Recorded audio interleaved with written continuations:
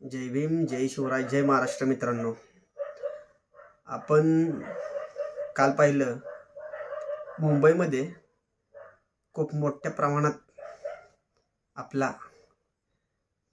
मराठा समाज समुदाय एकत्र होऊन आपल्या हक्काच्या आरक्षणासाठी मुंबईमध्ये आला.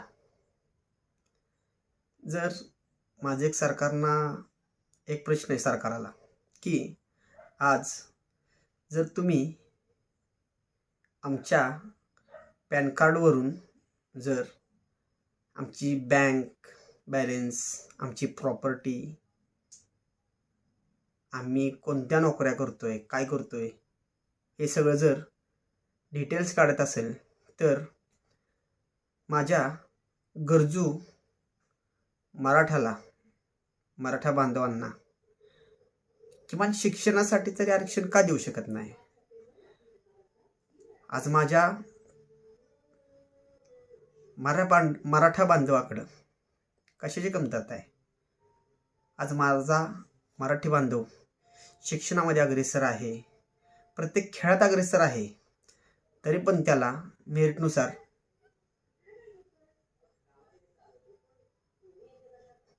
समजून जावा. तुम्ही थोडंसं सरकारनं विचार केला पाहिजे की आज माझा मराठा बांधव आपल्या आरक्षणासाठी, आपल्या हक्काच्या लढ्यासाठी रस्त्यावर उतरलाय.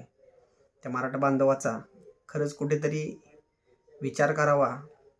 खरंच जो मराठा बांधव गरीब आहे, खरंच ज्या मराठा बांधवाची आपल्या मुलांची फी भरण्याचीही क्षमता नाही आहे, जो खरंच हातबल आहे, गरीब आहे, त्याला खरंच आरक्षण द्यावं मी सरकारला विनंती करेन.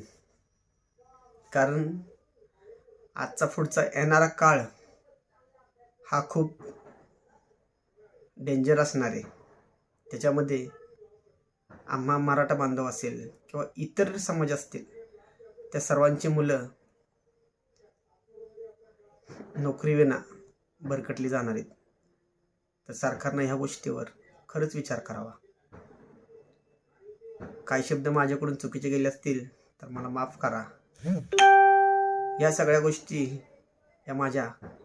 मी भीम सैनिक असून मराठा बांधवांसाठी आहेत. मराठा बांधव हे एक आमचाच भाव आहे, ज्याच्यासाठी हक्क हा न्यायशीर असावा. नक्कीच. धन्यवाद. व्हिडिओ तुम्हाला काय आवडला असेल